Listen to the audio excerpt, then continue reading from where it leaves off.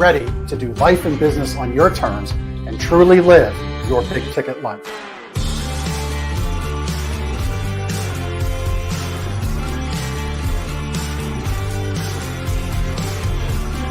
You either make excuses or you choose to level up. What amazing guests living the big ticket life. Woo! Woo! Brandon Brittingham. Appreciate you having me here today, man. It's that kind of discernment, that kind of focus, that kind of forward thinking that's so important if you're going to succeed in business today. Jeff and I are like friends. We're real friends. We are And so you unlock fortune and freedom without all the stress that normally comes along with it. It all comes down to your why. You know, your business, why are you doing it? You know, how is it going to change the world and what's it going to do for your family? I want you to celebrate your success. Talk about the struggle, but I promise you, the story is in your struggle. They'll never be able to say that about me because people only see me working hard in anything that I'm doing whenever they see me. Focused on your success and the success of those around you. But being that constant in your community, good or bad, whether things are great in the community, bad in the community, be steady. Unapologetically do business and life on your terms and truly live your big ticket life. What amazing guests living the big ticket life. And we discuss how they do it and the big ticket methods they use. The things that make your life successful so you do life and business on your terms. In and of itself, the only limitations that we really have on ourselves is the ones that we allow to be put on ourselves. And most people don't look at it in that perspective. There's nothing wrong with being humble, but there's also nothing wrong with stepping into your superpower and letting people know who you are.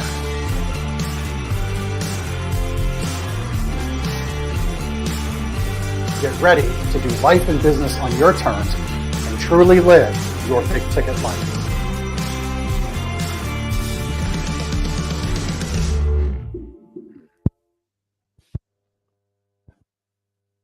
Where my friend Brandon Brittingham says, nothing wrong with being humble, nothing wrong with stepping into your superpower. And Dave Gatto, his superpower is kind of mentioned right here over my shoulder, never giving up. At the pre-show, Dave, welcome to the show. Should welcome you in first, right? Hey, thanks for having me. Yeah, man. We're going to light it up today. I think that stage where I first met you at the Success Summit back in, what was that, October of 23, that stage is still on fire. From you were just back and forth like an animal, pouring into that audience, sharing your story. But you said this sign, 97% who quit are employed by the 3% that never gave up. That never give up is definitely your superpower. Mm-hmm. You said long ago, you saw that sign in, what was it? A customer's garage. Tell us about that. Yeah, so we were putting a fence in. This was when I was just getting started. So I was learning my industry, and I really wasn't good at marketing. I really wasn't good at sales at the time. So I was taking some subcontracting work, and I subbed for another fence company. Well, anyways, the guy gave us some sodas and stuff, and we were in his garage, and I remember seeing that sign that 97% of people are employed by the 3% who never gave up. Right. And I thought about that. Right. And it really resonated with me because, I'm not saying it's everybody, but a lot of society, I mean, they run in the one hiccup, right? Things become uncomfortable and, they don't see it through. Right. And they give up. And, I mean, not everybody's meant to be a CEO or a business guru, but, very few people are. So I'm happy to be part of that group that is. Yeah. Yeah. And, that's a very good point. We'll talk about that for a minute and then get into what brought you to that garage, because that's not the start of your story by any stretch. Mm-hmm. Man, there's so much you have to share, and I want to pull it out here on our time today. But, there's folks like you and I that employ people, lead people, right? Pour into others through talking on stages, et cetera. And then there's other people that are very content, very happy in life to be the custodian, to, be the receptionist, be the person, my guest that I had on the show previously, Dan Cricks, he started his career working in a foundry for Ford Motor Company. Mm-hmm. And there's people that just love that. That's what they love to do. And that's cool. I think what's incumbent upon us as leaders, though, is to ensure we've leveled up those people, those humans around us. Are you settling for that position? or is this something, or is there more to extract from you? I think, isn't that a call we have, to extract greatness from everybody around us? Oh, absolutely. And it comes down to leadership, and it comes down to, what your actions are, what people see you doing, and I think that's a good starting point for that, because at the end of the day, like, business, it's not all about money. It's about affecting a wide audience around you. It's about affecting the people around you. Like, when you seen me at that summit, right? You seen that like 90% of my staff showed up, Yeah. clocked out, shut my warehouse down, and came over to see me and to support me. And that's an example of affecting people around you, leadership. They're inspired by me, and so that's a direct result of what you're talking about right there in action. Yeah. Yeah. It was really cool to see, because honestly, like, your crew rolled in deep. I'm like, because we were in a city, I'm like, man, what's about to go down here? Right. Like, it was like they came in like an entourage. I wasn't too sure what was going on at first. Hey, Yes, Chris, they can you did. flip back? Can you flip back real quick? One more flip back right there. That picture right there. Oh, yeah. With that's Dave's wife, Holly. And by the way, real quick, if you catch the Big Ticket Life on audio, you're doing yourself a disservice. I know some people like to just listen to podcasts on the go, headphones in, lifting weights, cutting the grass, whatever. But Mhm. we do broadcast this live every Tuesday, and put a video show together with it. So at least come back to the YouTube channel and check it out. But man, this picture right here to me is relationship goals. Oh, Um, absolutely. I mean, look, if you see this picture, you look at how David's wife Holly's looking at him in that moment. That says a lot about their relationship.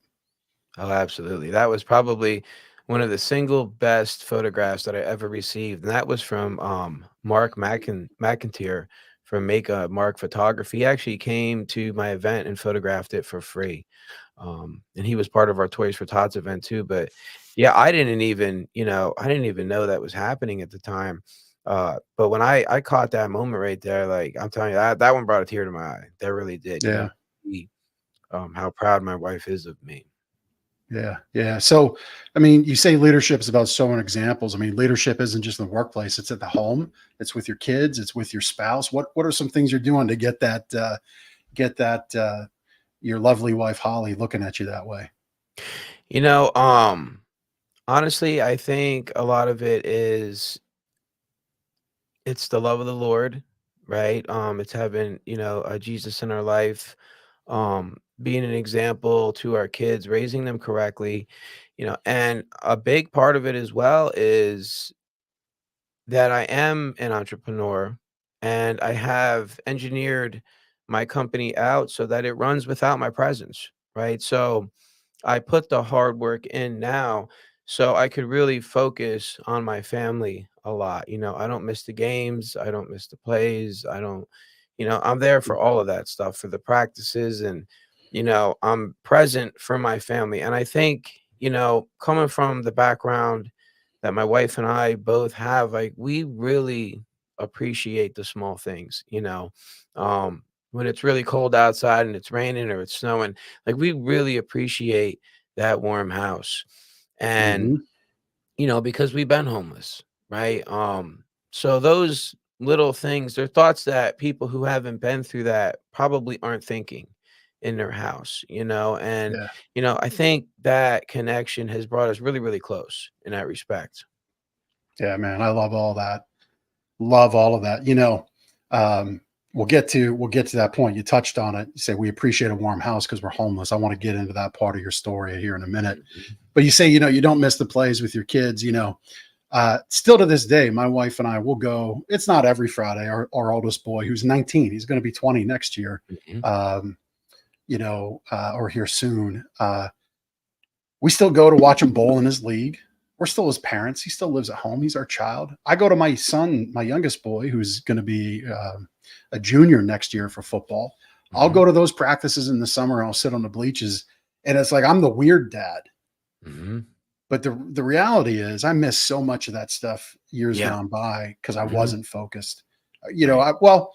I shouldn't beat myself up. I guess I was very focused on creating the life we have today, Sure. and that did come unfortunately at a sacrifice at times.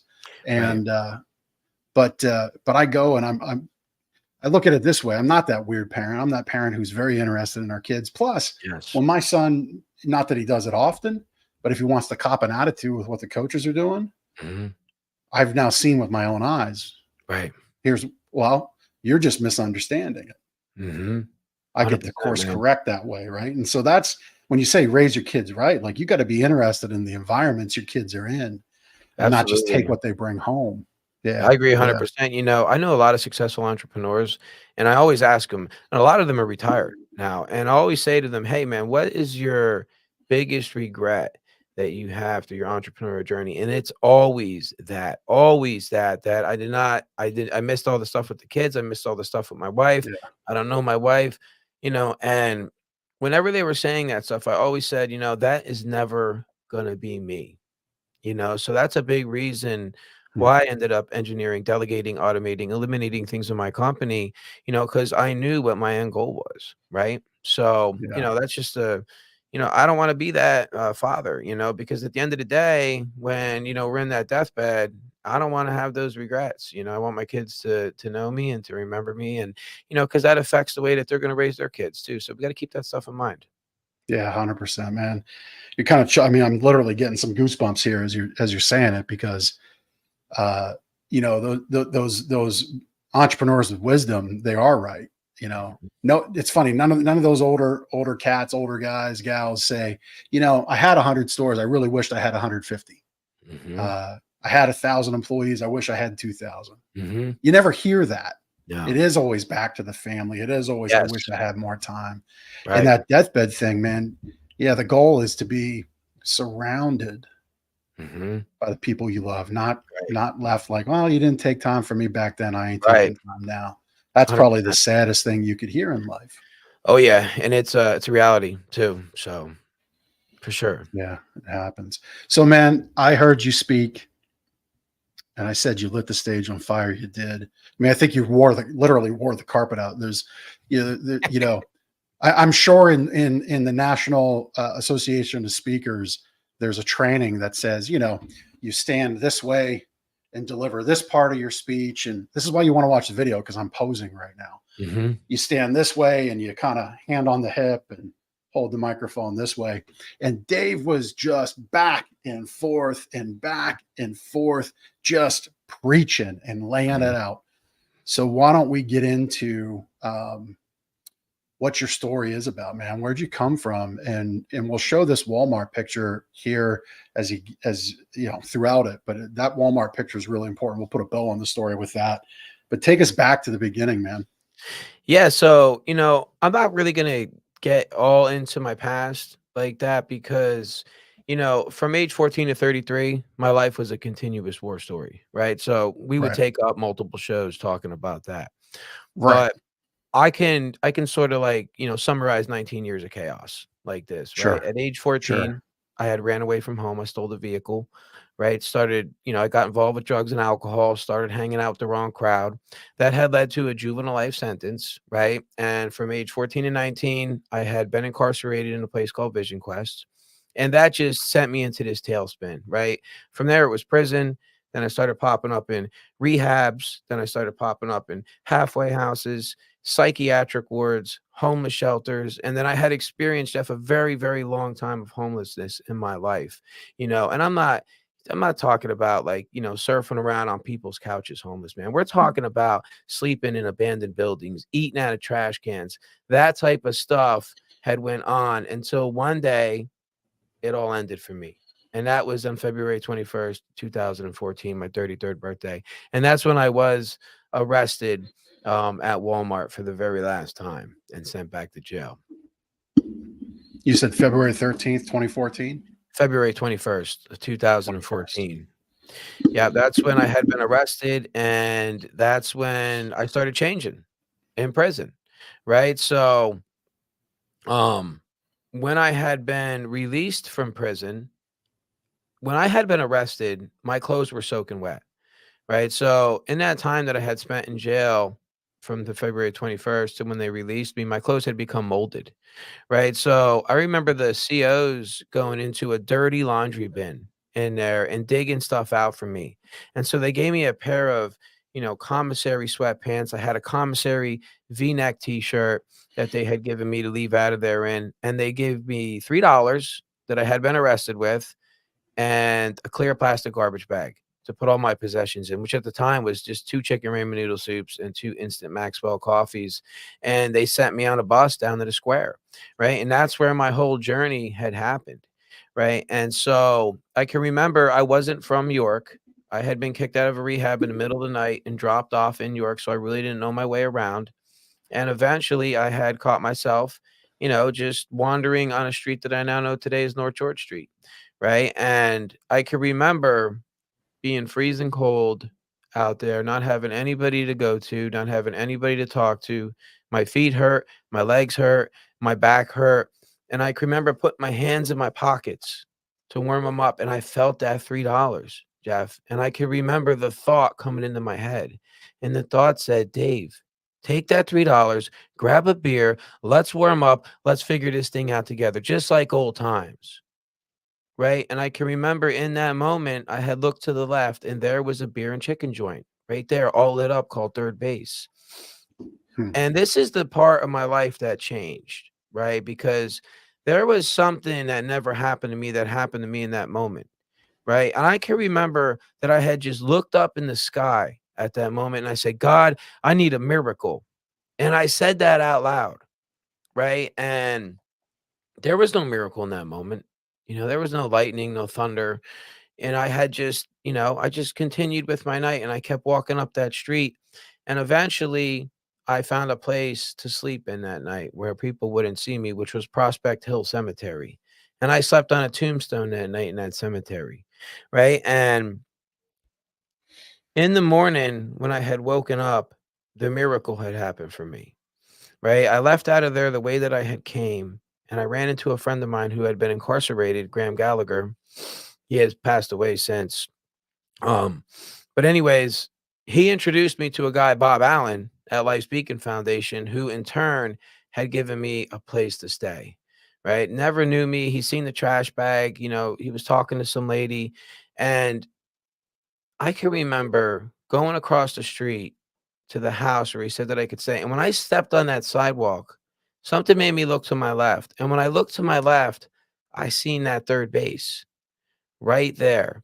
Right. And then the goosebumps broke out for me because in that moment, I had realized that I was standing in the exact spot where I had asked God for a miracle that night. And for me, that was just a huge roundabout turning moment in my life, and it was shortly after that that my whole entrepreneurial journey had started. Hey, I want to pause on that. I mean, fantastic start to your story. And yeah, when I said take us back, I didn't mean like, take us back to the conception of Dave Gatto. Oh, yeah.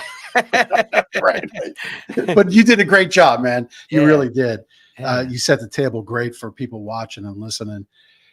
So, as somebody of faith as well and a believer, that story's interesting to me. I didn't pick up on it the first time I heard it. Mm-hmm. So the Life's Beacon facility was adjacent beside the Third Base chicken place, right? Yes. Mm-hmm. Yeah. And so you asked God for a miracle and you were right there. Yeah. But you didn't see it the first time. No, nothing happened the first time. Right. And that's the point I want to kind of dig into. I think what happens, we ask for these things and we're given the answer, but we don't take in the surroundings, maybe as in your case, right? Like we didn't do the full pivot. We're looking for I guess what I'm saying is we're looking for the answer our way or what we think the answer or the moment or the signal's gonna be. Mm-hmm. Instead, you turned left, you saw the chicken shack, but you didn't do it, which was great. And yet you had one more night of suffering in the graveyard cemetery. Mm-hmm. And then God says, all right, well, if he's really not going to listen, I'll just make him walk right into somebody, like butthead, so to say, right? Like, boom, put this person right in front of him. And what do you think of that? I mean, I'm sure there's been other points in your life where you're like, you ask the question, you ask for an answer, and like you're like, oh, it did come to me the right way the first time, but I had to see it differently the second time or another way. Yeah, it goes back to Steve Jobs, man. You can never connect the dots looking forward. You can only connect them looking back, Mm, and that's one great of quote. those, yeah, that's one of those moments right there, 100%. Yeah, it is. So you meet Bob Allen and you get into life speaking, and what happens? What happens while you're there? Well, I got a job at a tire plant, right? And eventually, working through the tire, I wasn't making a lot of money there. I was probably making like 14 or $15 an hour at the time. But the thought had come to my head to start my own business. Right. And at first I questioned that thought. And I was like, man, how are you going to start your own business, man? You don't got a car, you don't got a vehicle, you don't got a driver's license, you don't got money, you have an 8th grade education. I got this criminal background. I'm living in a recovery house.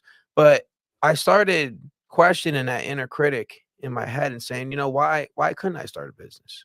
Right? What makes you any different from those people? Right? Like I have never had any substantial sober time in my life. So I was finally discovering who I was. Right? And I didn't know that there was an entrepreneur inside of me, but I was about to find out. So what I did was I ended up quitting my job at Tread It Wheel and Tire, which was on Black Gum Road in York. And my plan was very simple, right? Because I didn't have much of a plan. But my plan was this. I just literally typed out things that I knew how to do on a computer I borrowed from somebody and a printer. I just typed things in there like I could clean gutters, I could wash windows, I could cut grass, I could mulch, easy stuff like that. I thought of a business name. I settled on Future Solutions. I liked that name because I didn't know what I was going to do. And that was a name that could be associated with anything, right? Hmm. And then I attached my phone number to the bottom of these things. I printed out 25 flyers and out the door I went to execute my highly sophisticated marketing plan, which was basically going to be, I was just going to walk up on doors, Yeah. knock on them and sell my services. Right. And that's what I did. That's how I started my company. And I just started knocking on doors saying, hey, my name's Dave from Future Solutions. Take a look at this list. See if there's anything on that list that you'd like a price on. Right. And that's how it all started. Somebody agreed to let me clean their gutters. And from there, I knocked everybody in that neighborhood and sold almost every single house a service. And I was literally pushing a borrowed wheelbarrow up and down the street that I had borrowed off of Bob Allen, who owned Life's Beacon Foundation. And I had workers with me who were also other men who were in the recovery program getting their life together. Right. Yeah. And that was the conception. That was the business plan. That is when the business started. And that's how it got going, man. Just grit and getting rejected out there at the door and getting doors slammed in my face and people yelling at me. And, all that stuff had happened to me. Yeah. But didn't stop you. You just kept going. No, I literally, when I started the company, I think, I wasn't even allowed to have a bank account at the time. I had to have a probationary bank account because in the past I had gotten in trouble with the banks. So Bob was holding my money. Then I literally Mm. had like $130 to my name. Right. So, that was my startup money right there, $130. Yeah. Yeah. And I think it's important to point out to people who they've got that internal dialogue themselves. They're like, well, they build up this thing about themselves. Maybe there is something in their past. Maybe it's just in their head, right? Mm-hmm. And it manifests this thing into this major motion picture Mm-hmm. in their mind. And they're in this theater. They're the only one in the seat, though. They're the only one watching this story. Mm-hmm. You have the ability to change the story. Mm-hmm. And look at Dave's story. Mm-hmm. 8th grade dropout, criminal record, homeless, rehab, addiction, you name it. And here you are just telling that story. And because you weren't afraid of your story, or at least not now, you're not. I mean, maybe back then there was some self-doubt. Sure. But now it's like, hey, here's who I was, but here's who I am. Mm-hmm. And here's where I'm going. Absolutely. I think that's so powerful, man. It is. And that's the main reason I tell it, Yeah. Help others get beyond it. I love that. Mm-hmm. I love that. So you clean enough gutters, you paint, you did gutters, painting, right? Is that what I heard? You know what? In the end, we started doing anything that anybody wanted. That we Right. would shovel crap. If they told us, do you shovel crap? Yeah, we're experts in that. Let's get it. It didn't matter what it was. I love that because love that answer. Yes, we're the experts in that because ultimately, if you just boil it down to salesmanship and selling and the transference of money and value, it's like, I Mhm. want the crap gone from my backyard. Yeah. And you're like, yeah, we can do that. We're the experts in that. I love that line because you knew all you had to do was make sure you looked in every inch of that yard Mhm. and all the dog crap was picked up. Yeah, and I never hesitated. When a customer asked for something, I was quick with a number. Now I've got myself in trouble like that before. Um, I wrote several checks that my butt couldn't cash, but they were good learning experiences, right? And that Yeah. stuff happens in business. Not every job you hit a home run, right? Some of them you get paid by the experience, right? You get that Mm, learning curve in there, and now you know how to do it, right? Now you could really start yeah. selling it. Now you could really start, making a profit with it. So none of it's wasted in an entrepreneurial journey. None of the struggles are wasted. None of the money, you pay for your education one way or the other, whether you pay for it in college or you pay for it with a $50,000 mistake or a $10,000 mistake or a lawsuit, so Very either good way, point. you're going to pay for it. Yeah, very good point. I've said it a little differently in that I didn't go to college, but I've spent a lot of time studying marketing, going to conferences, being in the right rooms, the right circles, and that's been my educational investment. On top of, yes, I've written the checks back, and you know, um, there's been instances where it's like, we should have seen that red flag, but we Mhm. didn't, Yeah. and we didn't pay attention, and kind of that discernment that I touched on about when you're sitting in your faith and you're asking for an answer, uh, don't expect the answer you want to hear, or maybe expect the answer Mhm. you're meant to be given. Right. And that's what Absolutely. teaches us the lesson. Yeah. Mhm. Yeah. Yeah. Yeah. So how did you end up settling into fencing? Because you've got, you've got your own thing going, man. You're like market Yeah. domination.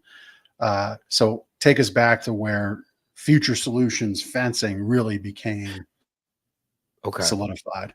Yeah, so I had got my license back and I bought a truck. It was a 1989 Chevy Silverado, 5-speed. It was 3 different colors. The thing had been in multiple wrecks, but it ran and I had my driver's Right. license back. So we started being able to venture out, knock more doors, and talk to more people. Well, eventually I sold a fence to a church.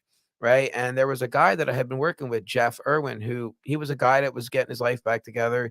He was a general contractor. And so he had the knowledge on how to put a fence in. Right? So me and him had done this fence, right? It wasn't rocket science, honestly. It was a lot of hard work, but it wasn't rocket science. And when we got done with this fence, I had a good understanding of the basics for fencing. And so I ran the numbers on this and I said, man, I said, there was some profit in that. That was probably the most profitable job I had done at the time. So I sold another fence, right? And at this point in time, Jeff had gotten a job in Alabama. So I was on my own. Right. So I made a lot of mistakes. And at first it was just me putting in the fences. Then I got a helper. Right. And then I got some more people to help me out.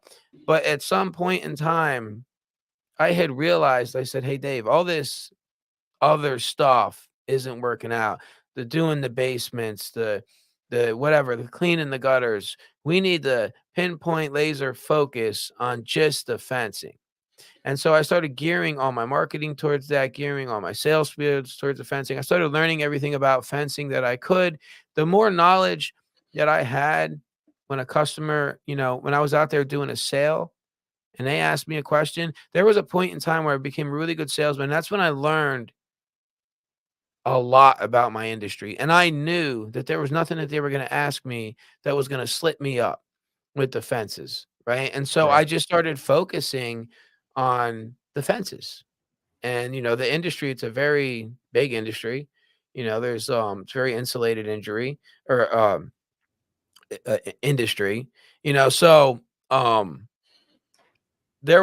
I think there was a lot of benefit, and there still is a lot of benefit for specializing in there. A jack of all Yep. trades, a master at nothing type deal. So Right. we wanted to define ourselves as experts in this. No, this is what we do. You want somebody to clean you got to get somebody else. But this is what we Right. know. This is what we do, right? And there was a lot of value in that. Yeah. Yeah. Now that specialization thing is important. I mean, it's in the retail business that I co-own. We do mattresses and mattresses only. Yeah. We fiddled around with other stuff in the past, and we were good at it. Everybody got what they wanted. We honored their money that they invested with us, but it was, 10% of our business, 90% of our headaches. That's right. You know, and our team couldn't focus their energy, their efforts, their knowledge on one thing. And now that peripheral stuff, I like to say to our customers, like, hey, we have it. Some of that peripheral stuff that exists, like maybe headboards, futons, things like that. We have it, but here's how it's going to go down. It's kind of like asking for a chicken dish at a steakhouse. Right. It's going to be great. You're going to love it. You're going to enjoy it, but it's one choice or two tops. That's it. Because it keeps our team focused. It keeps our operations focused, our logistics focused. We don't have to upset the apple cart for this one thing over here. Right. Where everything else, all our energies are focused on that specialization. That's a very good point. Very good tactical point. So you go and build future solutions. Now you're doing fences, installing fences, but man, you're so much more than that today. Because tell us about all that Future Solutions is today. Yeah. So today we have a 15,000 square foot warehouse where we manufacture fencing in, so we manufacture the vinyl fencing, we manufacture the aluminum fencing. We sell to 65 different fencing companies over 5 different states. So we supply them with their materials for their crews and their jobs. So we have Moffett trucks and CDL drivers that go out there and deliver that stuff. We have 14 installation teams that service a 40-mile radius from our facility in York, Pennsylvania.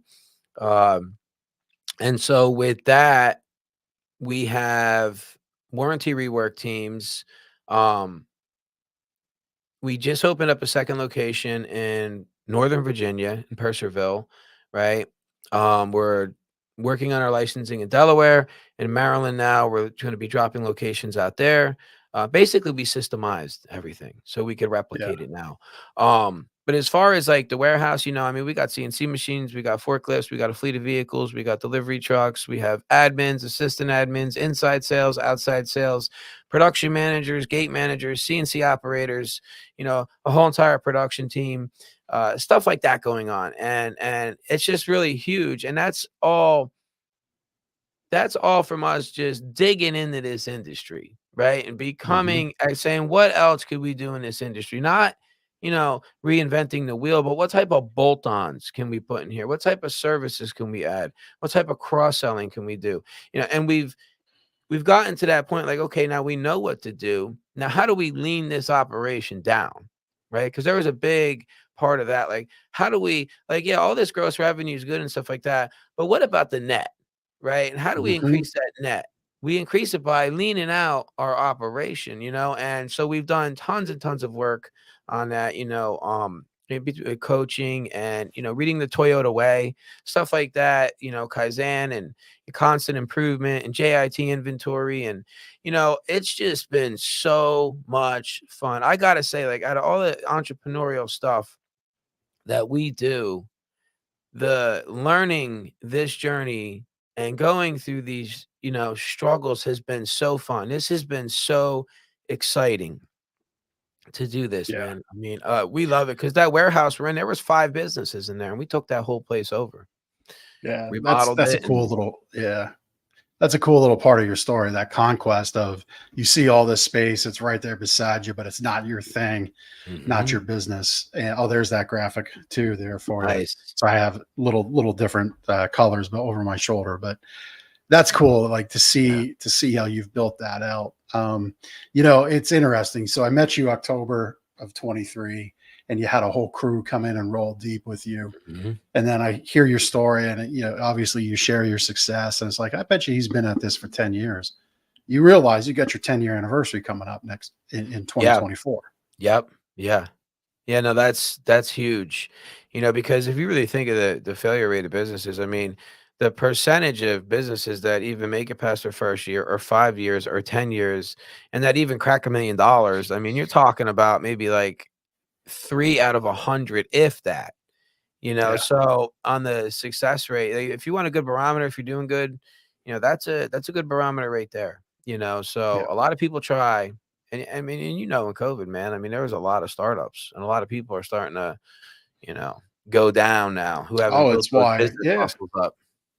Yeah. I mean, look, I love the American dream. I recorded, I've recorded, I had a, Dan Cricks was a guest on my show, wrote a book about the American dream. Right. Yeah. And so, I love the American dream and I don't ever begrudge anybody from starting out, but man, you're right. In COVID, everybody that had a few $1,000s of that government money that was willing to go out and do some hard work. And we don't begrudge hard work around here. Mhm. I know you don't, No. but it made for some competition, didn't it? Oh, Because yeah. yeah. Yeah. Yeah. No, we loved it. We really do. Competition in my book is we've always loved competition, right? Competition is what makes you better.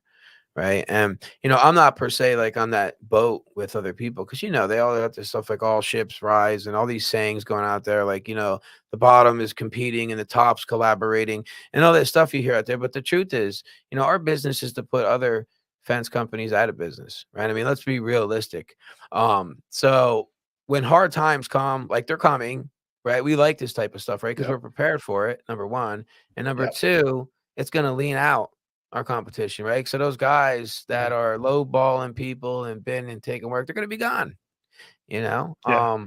we like that kind I of call stuff. it, yeah, I call it creating the divide, right? So my competition and anybody I compete with, they're going to do what they want to do. And I'm going to do the things that I know that are going to separate. And I want distance so that anything I'm Absolutely. involved in is it's kind of like the lighthouse on the shore, the beacon on the top of the hill where everybody Mhm. wants to be.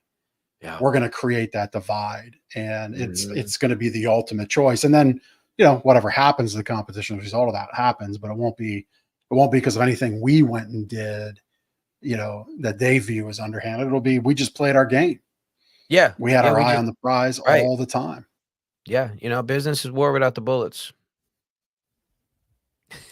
I got that in a Love Nike that. That book. is not one I've heard. Yeah. And Yeah. The I'm founder a of Nike said firearms that. guy. Yeah. Yeah. Yeah, Yeah. But it's the truth, man. I mean, love it. somebody's always trying to take a chunk out of you, man, some point in time. Yeah. But it's part of the game and you gotta love it. Yeah. Well, and I want people not to miss like so you took over that, thousands of square feet in your warehouse where you started and you really kind of made yourself a vertical company. Mhm. You are your own supplier, you're a supplier to others, but that's Yeah. just fantastic to have done all of that in 10 years Yeah. is wild. And so, as we look to kind of round out our time together, it's not just the Dave Gatto show. It's not just Dave Gatto's family that Mhm. benefits and his connections and his people. You've been giving back and you did something really special over the holidays this time around. Why Mhm. don't you share with people the thing that your business and your success afforded you to do at the holidays and Right, Christmas? yeah. Yeah, so we always do, like, our standard donations, like, we give to we give to the animal shelters, we match with our church, for every pound of food they get donated, we match it with $1, for every dollar they get, we match it for $1, and that goes to our food bank, and we wanted to add something, we had it in the bank to add something to the donation, so one of my guys, he rides with a motorcycle club that works for us, and he had said, "Dave, why don't we do a Toys for Tots?" Right? And I was like, "Okay, let's do it." Now it got off to a real rocky start, and I was gonna scrap the whole project. I'm like this. I said, "Guys, listen, we just, there's $10,000 that we're gonna put into promoting this. Why don't we just take that and buy $10,000 worth of toys with it, right? Because we're gonna end up in the negative here." So I almost scrapped it, but we didn't. So we threw this huge Toys for Tots event. It was a huge turnout, tons of people, it was DJ'd, it was catered, there was ice plunging there happening, all this stuff. Yeah, that's the party right there. All this stuff had been going on, and we really raised a boatload of money and toys from this event. So I wanted to take the event a little bit further because they didn't need the toys for, 2 weeks. So I said, how do I make this better?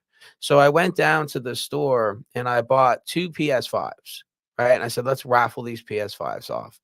So we raffled the PS5s off, and one of my friends, uh, Mike Claudio from Win Rate Consulting, he had bought, and he said, "Give me 100 tickets." They were $10 a piece, and everybody started buying these tickets. So we accumulated thousands of dollars, and so we took, it might have been like four and a half thousand dollars. We had taken that, and we went down to Walmart and bought like almost every single bike that they had on the shelf.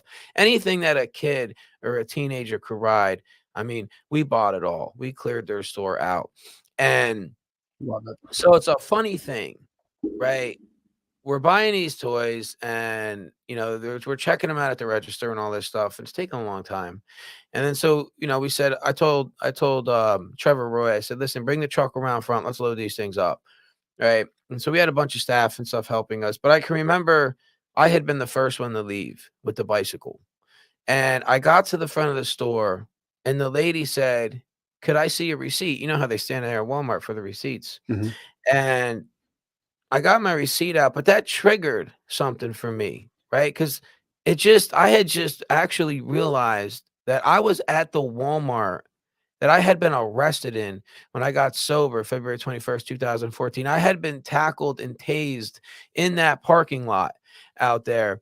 And it was really like a Mm, redemption moment for me. Like, I was walking on air coming back and like just taking it all in to realize that the employees that were now helping us and escorting us through Walmart were in a positive way, as before they were escorting me out with the police, right? yeah. The security department who was out there watching our truck so nothing got stolen off it, before they were out there, on that fateful day, man, for something else, right? And so it was a Yeah. full circle moment for me, realizing that, I had been brought back there and was doing something, bought $4,000 or $5,000 worth of bicycles to give away to kids, where before I would have ran out of the store with a bicycle in my Yeah. addiction like that. So that was just, man, it was a God shot for me. I'm so Yeah. proud to be able to do that. I love that. Yeah. I like how you say that. That's a God shot. Love that, man. That's cool. Yeah. That is very cool. Very cool part of your journey that you're adding to the story of Dave Gatto. And so, on that note, you got a couple books. We'll talk about those before we wrap. Mhm. You've given away, you said in the pre-show, like 350 copies of Let Go to Grow. People Yeah. can, I guess, get that from you. Just DM you on social media. We've got that with the notes here in the postings, wherever you're catching this. So you can Mhm. get connected with Dave that way. But what do they get in Let Go to Grow? So basically what it is, I boiled down the concepts of my company that, have really led to my exponential growth, right? Because it took so long to get to 1 million, I remember, right? And then I started employing some of these principles, and they're like cost cutting, joint ventureships, the different things that it talks about in the books, right? So then I can remember I started deploying this stuff, and I ended up with $1 million quarter. Right. And I said, "Oh man, this is working." And then we ended up with $1 million month. Right. And then $1 million week, And so I really wanted to boil like the good stuff down, like things that people could start working on immediately in their business to start, increasing their profit exponentially and increasing their efficiencies and growing as a company. So it's like a step by step thing, an explanation of stuff in there. That you would use in your, it's very beneficial. If anybody wants it, I mean, they could just DM me, they could email me if you want to put links in there for that stuff, and I'll just give them a free copy. I'm not looking to make money off the books. I'm just looking, when you provide value to people, the Yep. universe, you get rewarded for that, whether it's monetarily or whether in other ways. I mean, if you think about it, money is a direct result of what you're putting out there. It's the value you're adding to somebody or something else. That's how it really works, right? And so for Yeah. me, it wasn't hard to write the book. These are concepts that are very fresh in my mind that I use every day. I talked into a microphone and dictated it, and out it comes. And I just want to give it out to people, and maybe it'll lead to Love it. something else. Love it. Love it. And it already is, because you got another book in the works. It's you told me in the pre-show you're working on it. Don't quite have a title yet. So we'll call it the future book. Yeah. Right? See how I did Yeah. that? Future book, future office, future solutions. But you'll arrive at a title, and I'll be sure to share that out when it comes Absolutely. with all of my folks. I'd be honored to do that, man. Yeah. This has been just a lot of fun hanging out with you. I'm so Mhm. glad to get to know you. We've talked a little bit offline since October, where we have our Mhm. time here. Looking forward to being connected with you, my friend. Dave Gatto, it's been a pleasure to have you on. We've had Future Solutions. We had your website up. Where's the place that people can best go to connect with you if they so want to? I mean, I would just go to my Facebook page. Yeah. That's the best spot. I'm very active on there. I'm blogging all the time and, posting about our company and different things happening and, different things that are going on in my life. And that's the best way right there. Yeah. David is somebody you want in your universe. He just shared a story with you, somebody that's going to never give up, and he wants to see you win. And if he can help you do that, he'll be that guy to do it. Absolutely. David, man, love having you here. It's been a blessing. I loved our time. Thank you. Thank you so much. Thank you, Jeff. Appreciate it. Yeah. All right, man. If you've loved this show, please do me a favor, subscribe, like it, share it. That would be great. Helps us get this show out, get great messages, great people like Dave in front of others. I would be honored if you could do that for me. So do it right here before we wrap up. Just hit that button, whatever platform you're taking this in on. Maybe that's YouTube, LinkedIn, or Facebook. We'd love to see you do that. Until next time, we'll see you on The Big Ticket Life. Take care. Thank you so much for taking the time to listen to this episode of The Big Ticket Life. You've heard from another amazing guest living their own big ticket life, and now it's time to live yours. First, I'd love for you to take me up on my free gift to you. Claim your gift at gift.thebigticketlife.live. That's gift.thebigticketlife.live. See, all your life you've been told what is and what isn't possible by the loudest voices from the cheapest seats. It's time to finally do life and business on your terms. Sure, you've heard similar things, but without clarity on what can be done, it's easy to have your customers, employees, maybe even partners, and your spouse keep you from truly living a big ticket life. My big ticket methods shift you into that investor seat in your business, away from commodity and away from competition, into a market of one, so you can finally live your own big ticket life. So my gift to you is for you to book your discovery call today, where we'll uncover first the Chivo behaviors, those chief everything officer behaviors that hold you back, and why moving into the investor seat in your own business is critical. 2, we'll uncover the premium position that's up for grabs right now in your market that you're missing out on. And 3, which big ticket methodologies are just waiting to be dropped into your business to explode your sales and profits. So again, thanks for listening to this episode. I'd love for you to take action right now. Accept this gift. Book your call. Go to gift.thebigticketlife.live. Again, that's gift.thebigticketlife.live.